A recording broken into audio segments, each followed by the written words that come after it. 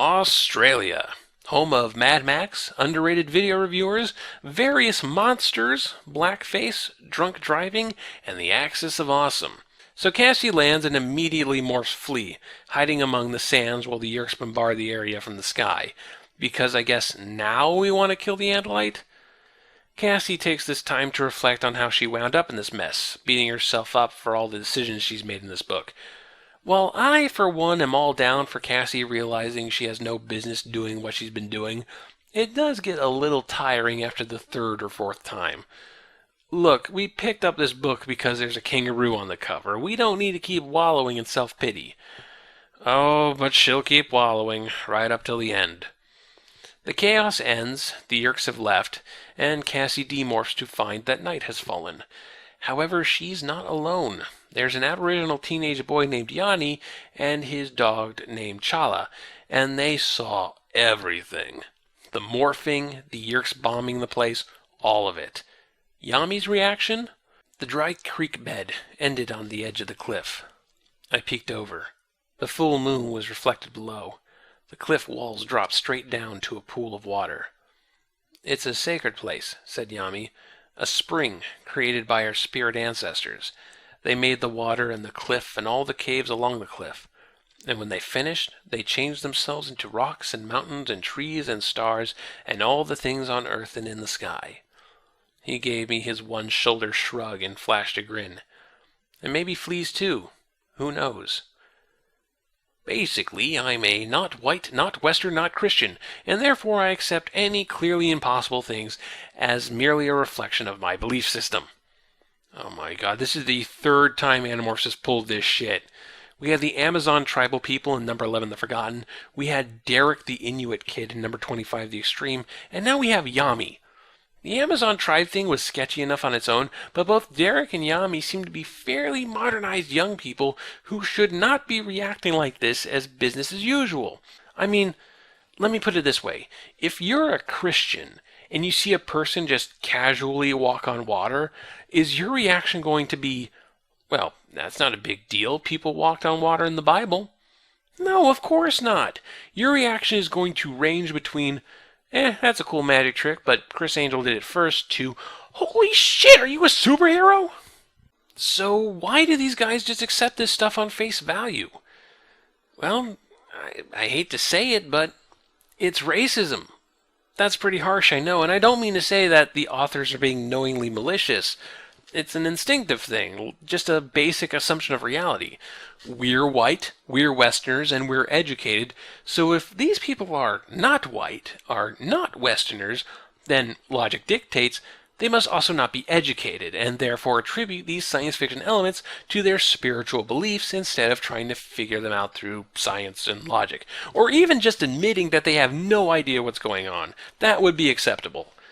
You know, when your series has a race of aliens that are pointed out as being assholes for considering less advanced people inferior, maybe you should be careful not to do it yourself, you know? Yami leads Cassie to a mob of kangaroos, which the dog takes it upon himself to chase. One of the kangaroos nearly leads the dog into a pond, but Yami stops him, explaining to Cassie that kangaroos have been known to lure predators into water and force their heads underwater, drowning them. During the scramble, one of the kangaroos gets caught in a wire fence, so Cassie goes over and acquires it, freeing it while it's in its trance. So Yami leads Cassie to her family outstation, and Cassie falls asleep on his porch. The next morning, Yami introduces her to the family, including his wizened old grandfather, and of course they all believe that Cassie is somehow connected to their spirit ancestors and such, which they explain in perfect English. And then we get a scene straight out of an Australian tourism video where Cassie is given some witchetty grub to eat, but Cassie is a shitty house guest and she passes. The book is pushing this sexual tension between Cassie and Yami, and for the life of me, I don't know why. I mean, Yami's vaguely attractive, he's confident, I suppose, but he's not very interesting. It's more like Cassie got out of range of Jake's attractiveness and has now latched on to the nearest warm body. Anyway, so Cassie needs to connect with the rest of the Animorphs and figure out a way back to the States. But the only means of communication this family has is a two-way radio. And the bug fighter Cassie shot down crashed into their radio tower, so that's a bust. That means Cassie's going to have to go to the nearest city, which Yami says is Alice Springs, but that's 100 kilometers over hot summer desert. So Cassie will have to wait till nightfall, with Yami suggesting she morph kangaroo to get there.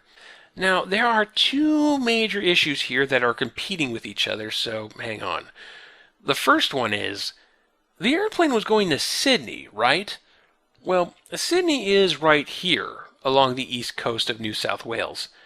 Alice Springs is all the way up here in the Northern Territory. Why the hell was the plane all the way over here? A flight between Los Angeles and Sydney is 7,497 miles, which takes roughly 15 hours and pushes the fuel limit of any passenger plane. And just as a side note, this means it took the Yerkes roughly 13 hours to track down the airplane. A bug fighter can go from ground level to the moon in like 5 minutes. Where were the Yerkes and what were they doing all this time? Anyway, back to the flight. Why did this airplane detour so that it flew in the relative area of Alice Springs before heading to Sydney? It takes 20 hours to go from Los Angeles to Alice Springs, with at least one stop for gas along the way, which adds, at best, 90 minutes to your travel time, and then another 3 hours from Alice Springs to Sydney. You've gone from a non-stop 15-hour flight to a 24-hour flight with a stop, all to go to the exact same destination. The flight in this book is impossible. So there must have been a reason for this, a reason to get Cassie to this specific location over any other in Australia.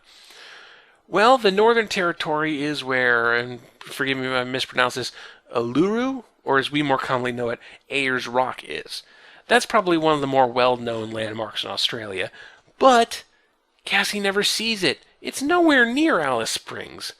That's like having a story in South Dakota, because that's where Mount Rushmore is, only to have the story take place in a trailer park outside Sioux Falls.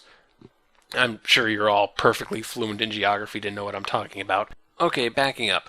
Now there's this matter of crossing the desert to Alice Springs, which Cassie seems dead set on doing as a kangaroo because Cassie is a moron. The average speed of a red kangaroo is 25 kilometers per hour. They can sustain 40 km/h for about 2 kilometers and can do short bursts at 70 km/h. Adjust for terrain and the fact that Cassie will have to stop more than once to refresh her morph and regain her bearings, then I'd say it'll take at least 5 hours to get from the outstation to Alice Springs. But she has to wait for night, and it's still early in the morning. Yami says it's the middle of summer, so that puts the events of this book somewhere around mid-January. The average sunset time for this area in January 15th, 1999 was 7:27 p.m. So even if it's as late as 11 in the morning right now, Cassie will have to wait 8.5 hours before setting out, meaning she won't get to the city until well past midnight. For some reason, Cassie seems to have forgotten that she can morph various birds. Now, figuring out the average flight speed of any bird is a bit difficult, but ospreys have been recorded as going as fast as 120 km/h, just shy of 80 miles per hour. An osprey can make this trip without interruption in less than 2 hours, easy, and with the cooler temperatures in the upper atmospheres, the desert heat isn't going to be nearly as big of an issue. So Cassie could go right now and be there before needing to demorph. But nope, we got to have a reason to morph a kangaroo in this book. Oh, but you say, there's no immediate rush, right? Hang on, we're getting to that. In any case, I figured all of this out with some basic research. Nothing you couldn't have dug up in the year 2000. And the ghostwriter here wrote research books? Kinda sad, guys. Anyway, now we have our obligatory boomerang scene. Yami's grandfather makes them and gives one of them to Cassie because she's affirmed his belief in spirits or something. We get some more tourism video stuff with Cassie learning that boomerangs are sometimes used for hunting and not all of them come back. And did Animorphs just get edutainment on me? However, something is wrong with Yami's grandfather, who soon passes out. We learn that he cut himself in the leg while carving his boomerangs, and the wound has got super nasty. It turns out that he used a new cutting tool that fell out from the sky, which turns out to be a piece of the shot-down bug fighter. Granddad doesn't just have an infection, he has an alien infection. "There's the flying doctor," he said. "The flying doctor?" Yami nodded. "Not like the flying bird girl." He tried to smile at his little joke, but his chin quivered. "The flying doctor service. They use airplanes to fly doctors over the outback." "Like an ambulance in the air, but that's exactly..." I stopped. My mouth opened. "That's impossible, isn't it?" Yami nodded. "We needed a radio to call the flying doctor. The radio I had destroyed." Yami's grandfather, who doesn't have a name, by the way. Yami is the only one here who gets a name because these aboriginals aren't allowed to be real characters. Anyway, the grandfather is in serious danger, and Cassie blames herself for it. So, does she take to the desert, push herself to her limits to save this man? No, because she is so dead set on doing this as a kangaroo and has to wait until nightfall.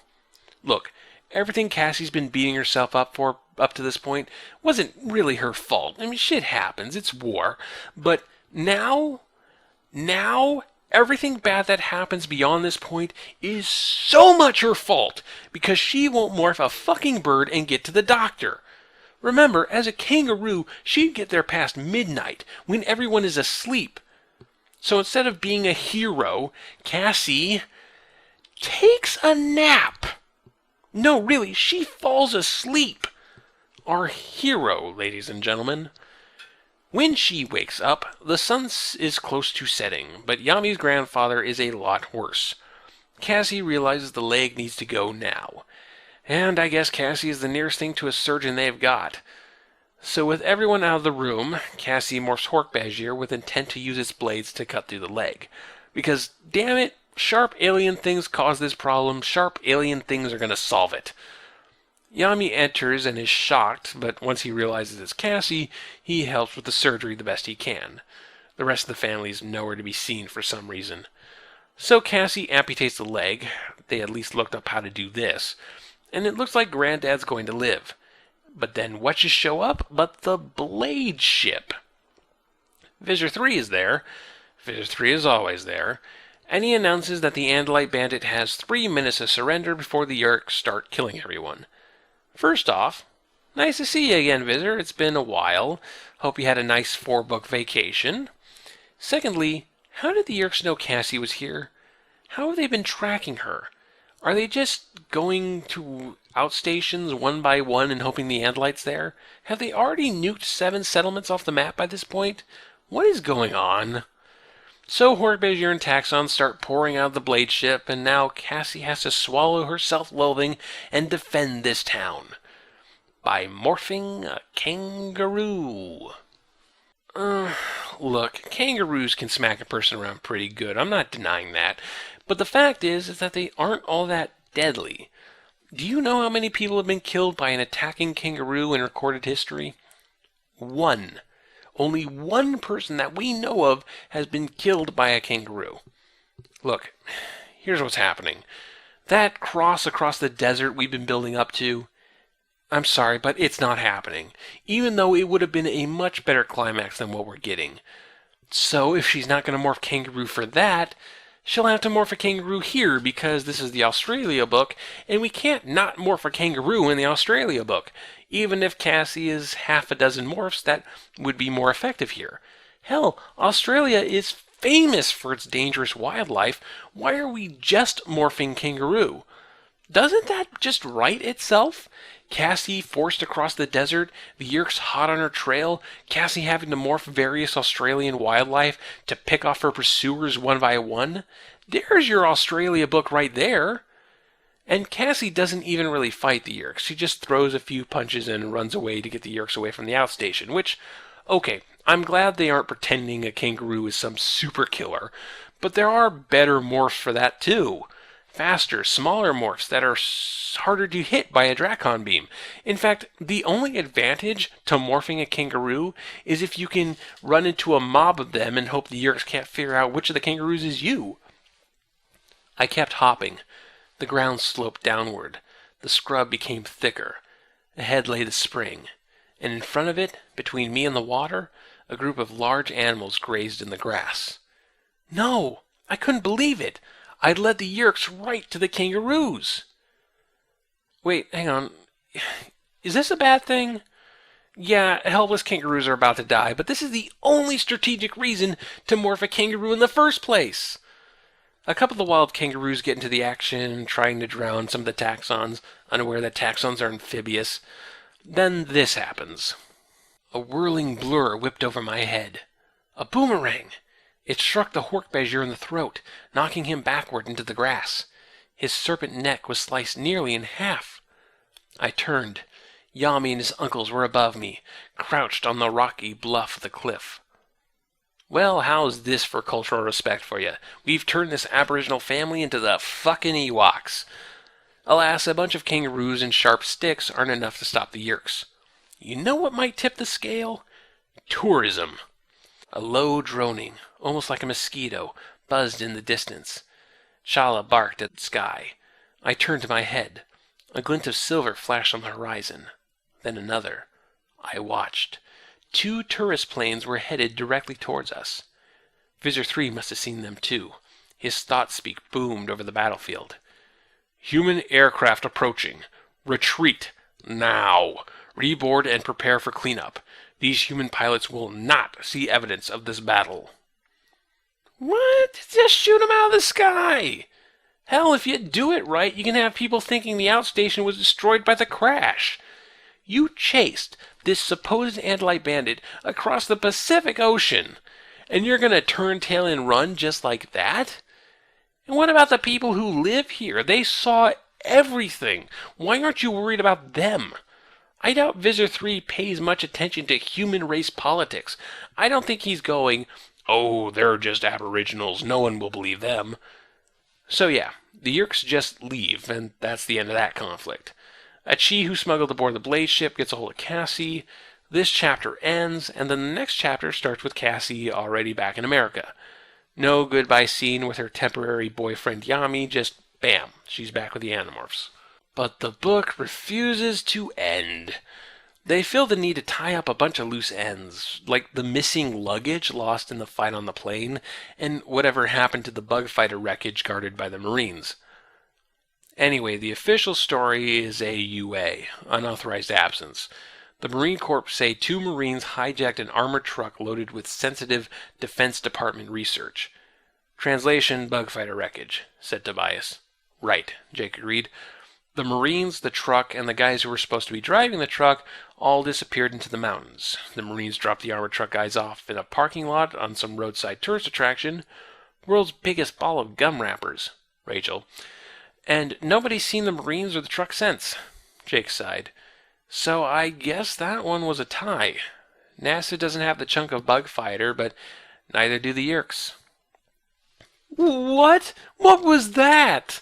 I want to read that story. The story of 2 rogue Marines driving across America in their armored truck full of alien technology, hiding from the authorities, having adventures, realizing their feelings for each other.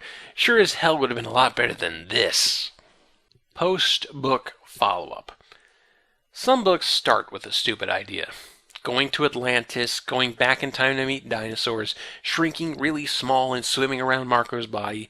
Gimmicks like these are an uphill battle and are usually not worth doing in a super serious sci-fi war story like Animorphs. The Animorphs go to Australia really isn't that weird of an idea. You can easily tell a solid Animorph story in Australia. All you're really doing is changing the scenery. And isolating Cassie is usually a good sign. Her best books are ones where she's isolated from the rest of the team and has to step up her game. And yet, for some reason, this book just does not want to play ball. It takes forever to get to Australia, with more than 50% of the book involving the airport and the Yeerks on the airplane. And you know what? There's room for some solid action stuff there. You could do an entire book on just airplane action.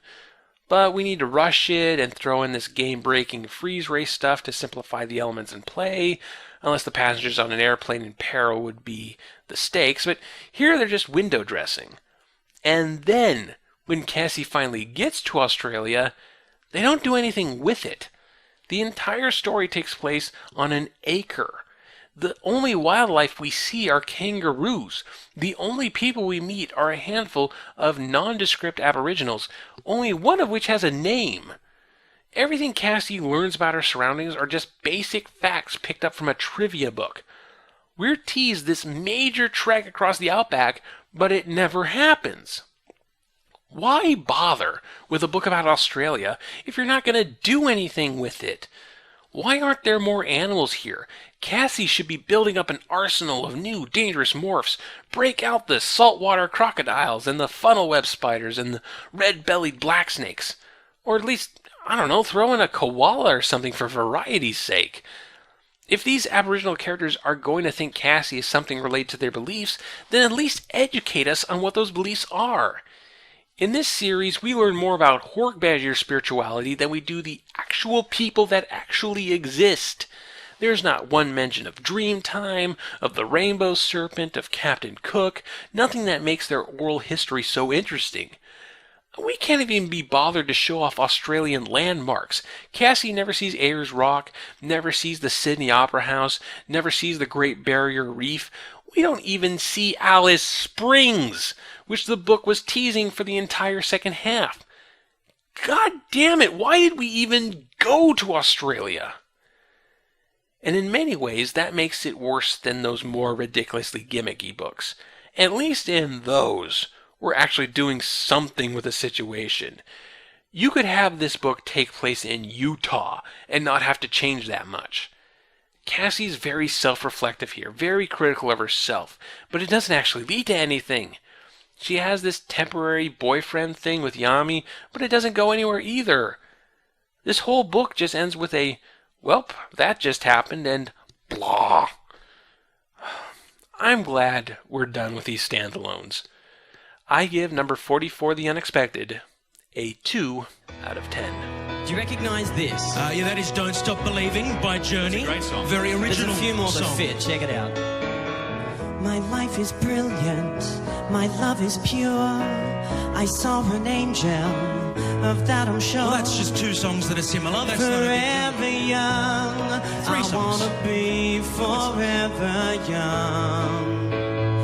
I won't hesitate no more, no more. It cannot wait. I'm yours. This is the way you left me.